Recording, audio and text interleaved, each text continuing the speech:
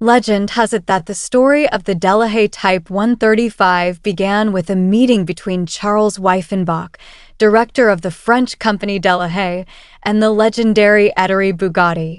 Weifenbach complained to Bugatti about unsatisfactory sales of Delahaye automobiles. Bugatti, known for his sharp mind, observed that while Delahaye produced excellent cars, the public didn't particularly appreciate them. "Your firm makes wonderful cars," Bugatti said, "but they lack speed. Your approach to passenger cars is the same as to fire trucks. A fire truck must be fast, but you don't need to make it too heavy. Try making your passenger models lighter and you'll succeed." Taking Bugatti's advice to heart, Weifenbach sprang into action. Delahaye's chief designer, Jean-François, first developed the Type 134, and then, in 1935, the Type 135, which became one of the most successful French cars of the 1930s. The Type 135 engine, depending on the version with 1 or 3 carburetors, developed between 90 and 115 horsepower. Despite this, it was essentially a modification of engines used in Delahaye trucks and fire engines. One innovative solution was the Codal semi-automatic gearbox with electromagnetic gear shifting. It allowed for gear changes without depressing the clutch, characterized by quiet operation and reliability.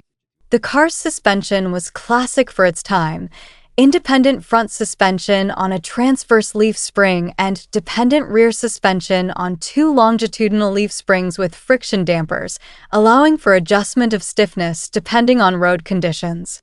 The result exceeded all expectations. The Type 135 was light and fast. As early as 1935, at the Montilheri races, the Delahaye team took several prize places. In 1936, Racing Delahaye 135s won 8 victories, including the Grand Prix of Marseille in Belgium, the Paris-Nice race, and the Grand Prix of the Automobile Club de France. In 1937, French drivers won another 5 victories, including the 12-hour race at Dunnington, and performed excellently in the grueling Italian Mille Miglia. The Delahaye Type 135's success on the racetracks made its chassis and engine highly sought after. Delahaye only produced the basic chassis with the engine. Renowned French coach builders then created individual bodies.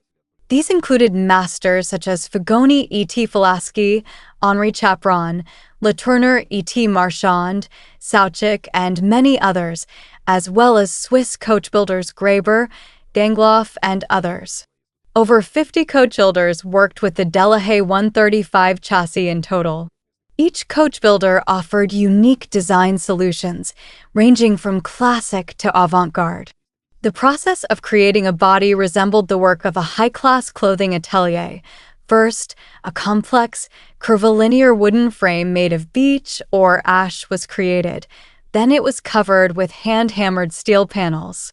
Wood was also used in the interior trim. The finished bodies were meticulously painted and polished to a mirror shine.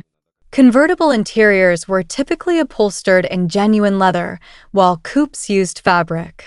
Customers could choose a body to their liking, reviewing the options in the coach builders' catalogs.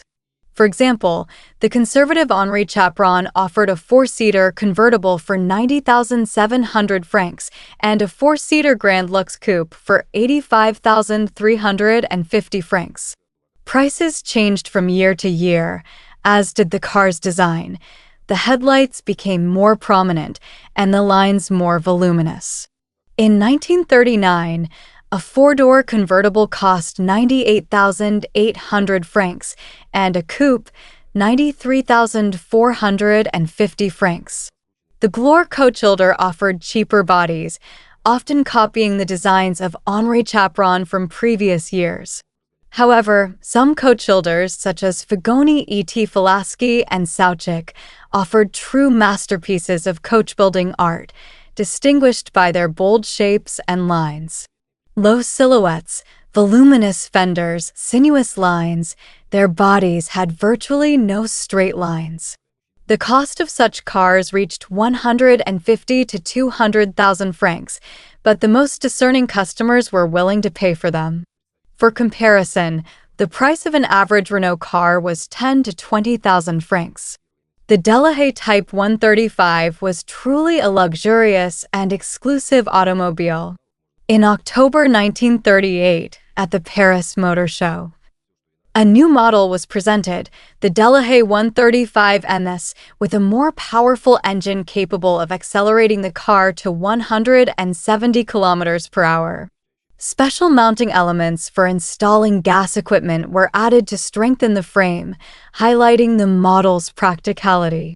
At that time, elegance contests featuring cars with exclusive bodies became popular in France. These contests were held in the most prestigious locations, such as the Trocadero Square or Deauville. Women presented the cars, and men served as judges. The Delahaye 135 was immensely popular among women, becoming a symbol of luxury and elegance. However, in 1940, the production of the Delahaye Type 135 was affected by the German occupation of France. The factory was repurposed for military needs. After World War II, production resumed, but the post-war economic situation did not favor demand for expensive cars. Although coach builders continued to create unique bodies for the Delahaye 135 chassis, the car's basic design was already outdated. The frame construction and body-on-frame design prevented Delahaye from competing with modern automakers. In 1954, Delahaye merged with Hotchkiss, losing its name, and Charles Weifenbach, who had led the company for almost 30 years, retired. The story of the Delahaye Type 135 is a striking example of the combination of power, elegance, and a unique approach to automobile manufacturing.